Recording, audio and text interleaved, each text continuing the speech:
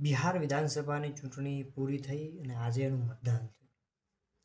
મતદાનની અંદર ઘણા બધા ફેક્ટ્સ જોવા મળ્યા, ઘણી બધી રસાકસી જોવા મળી. સવારથી લઈને સાંજ સુધી લોકોએ ઘણા બધા ટ્વીટો કર્યા, ઘણા બધા વિડીયોઝ નાખ્યા, ઘણા બધા મીમ્સ પણ વાયરલ થયા. છેવટે પરિણામ જાહેર થયું. પરિણામ જાહેર થયુંમાં બીજેપીને 89 સીટો મળી છે, જેડીયુને 85, આરજેડીને 25 અને બીજી અન્ય પાર્ટીઓને મળી છે. હવે મૂળ વાત એ છે કે આમાં એનડીએ જો એનાઉન્સ હતું એ લીડમાં ચાલ્યું અને બિહારમાં જે કોંગ્રેસ છે, પછી તેજસ્વી યાદવની જે પાર્ટી છે, એ લોકો બધા મળીને એક મહાગઠબંધન બનાવ્યું હતું. એ લોકોએ જોરદાર પ્રચાર કર્યો હતો અને વિપક્ષે સાથે મળીને એનડીએને ખૂબ જ ક્રિટિસાઇઝ કરવાનો પ્રયત્ન કર્યો. ચૂંટણી પંચ પર સવાલો કર્યા, વોટ ચોરીના મુદ્દાઓ લાયા, હાઇડ્રોજન બોમ્બની વાત પણ રાહુલ ગાંધીએ કરેલી. એ દરેક પ્રકારના જે રાહુલ ગાંધીના જે પ્રપંચ હતા બધા નિષ્ફળ નીવડ્યા. એનડીએ સરકાર બનાવવા જઈ રહ્યું છે કારણ કે એમને સારી એવી સીટ મળી છે, લીડ પણ સારી એવી મળી છે. બીજેપી અને નીતિશ કુમારની પાર્ટીને ખૂબ સારી મળી છે, સાથે ચિરાગ પાસવાનની પાર્ટી પણ એનડીએમાં છે, એટલે એની પણ જીત થઈ છે. એટલે કુલ મળીને જોવા જઈએ તો બીજેપી, તેજસ્વી યાદવ, ચિરાગ પાસવાનની જે પાર્ટીઓ છે જે એનડીએમાં સામેલ છે, પાર્ટીનો વિજય થયો છે. મારે વાત કરવી છે કે કોંગ્રેસનું એ વોટ ચોરીનું આંદોલન ક્યાં ગયું, કોંગ્રેસના એ આક્ષેપો ક્યાં ગયા, ચૂંટણી પંચ પર સવાલો કર્યા એ ક્યાં ગયું. એટલે કોંગ્રેસે સરકારને જે પણ સવાલો કર્યા, ચૂંટણી પંચે જે પણ સવાલો કર્યા અને લોકોને જોરદાર સમજાવ્યું કે વોટ ચોરી થઈ જ રહી છે, તો પછી લોકોએ મત શા માટે ના આપ્યા. મારું એવું માનવું છે કે કોંગ્રેસે આ વોટ ચોરી, ચૂંટણી પંચને સવાલો, ભાજપને સવાલો, સરકારને સવાલો, આ બધું કર્યું.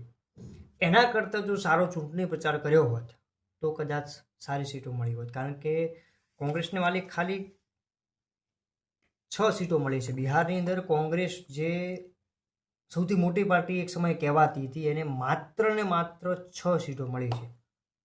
એટલે રાહુલ ગાંધી કોંગ્રેસને કઈ તરફ લઈ જઈ રહ્યા છે, કોંગ્રેસના નેતાઓને સમજવું પડશે.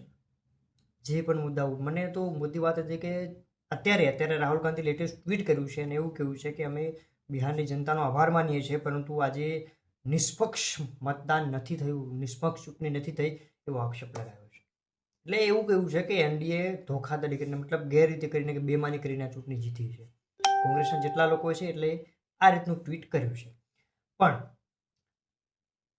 ચૂંટણી જીત્યા પછી તમે આવા આક્ષેપો કરવા એ ખોટી વસ્તુ છે. આવા આક્ષેપો શા માટે? તમને તમારી ચૂંટણી પ્રચાર માટે ખૂબ સમય આપ્યો તો, લોકોએ તમને ચુનાવ યાત્રા તમે કરી, ભારત જોડો યાત્રા તમે કરી, દેશ બચાવો યાત્રા તમે કરી, વોટ ચોરીની યાત્રાઓ તમે કરી, છતાંય ભાજપને લોકોએ પસંદ કર્યું, કોંગ્રેસને પસંદ ના કર્યું.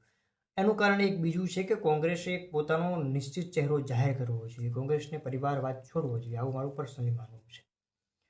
આ રીતનું જો કોંગ્રેસ છોડીને પ્રચાર કરવાનું શરૂ કરે તો હજી બીજી વિધાનસભાઓ બેઠક, હજુ ઘણી બધી ચૂંટણી આવવાની છે. 27માં ગુજરાતમાં પણ વિધાનસભાની ચૂંટણી આવવાની છે, તો એમાં એ લોકોએ મહેનત કરવાની રહેશે. મારો મુદ્દો એ છે કે કોંગ્રેસના અને જે તેજસ્વી યાદવની જે પાર્ટી છે એ લોકોએ પણ એવા દાવા કર્યા હતા કે દરેકને સરકારી નોકરી આપીશું, હર ઘર એક સરકારી જોબ હોગી એસા, એવો વાયદો એ લોકોએ કર્યો. તો છતાં એમને પણ લોકોએ પસંદ નથી કર્યા, એમને પણ એટલા મતદાન 25 સીટો મળી છે પણ એટલી બધી વધારે સીટો મળી નથી. એટલે મૂળ વસ્તુ એ છે કે ચૂંટણી પ્રચાર બહુ પાર્ટીઓ કર્યો હતો, બહુ સારો પ્રચાર કર્યો હતો, પણ એકબીજા પર આક્ષેપ કરવાની જગ્યાએ તમે લોકોને શું આપવાના છો, લોકો તમારા પાસે શું અપેક્ષા રાખે છે એ આધારે તમારે મતદાન લોકો પાસેથી મત માગવા જોઈએ. બીજી પાર્ટીઓ માગ્યા, જેને માગ્યા એને મળ્યા છે. હવે આમાં તમે ચૂંટણી પંચ પર સવાલો કરી રહ્યા છો, ઈવીએમ પર સવાલો કરી રહ્યા છો, ધોખાધડીના આક્ષેપો કરી રહ્યા છો, એ તદ્દન ખોટી વાત છે. આ તમારી નાકામી છે, જે તે પક્ષની નાકામી છે કે એને એટલી સીટો નથી મળી, એ લોકોનો ભરોસો જીતવામાં એટલા સફળ નથી નીવડ્યા, એટલા માટે આ એમની હાર થઈ છે. બાકી બિહારની ચૂંટણી દર વખતે રસપ્રદ રહેતી હોય છે. આ વખતે પણ બિહારની ચૂંટણી ખૂબ જ રસપ્રદ રહી, લોકોએ ખૂબ નિહાળી. અને હજુ કાલે ઘણા બધા વિડીયોઝ અને ટ્વીટો સામે આવશે, એની ચર્ચાઓ કરીશું. ત્યાં સુધી નમસ્કાર.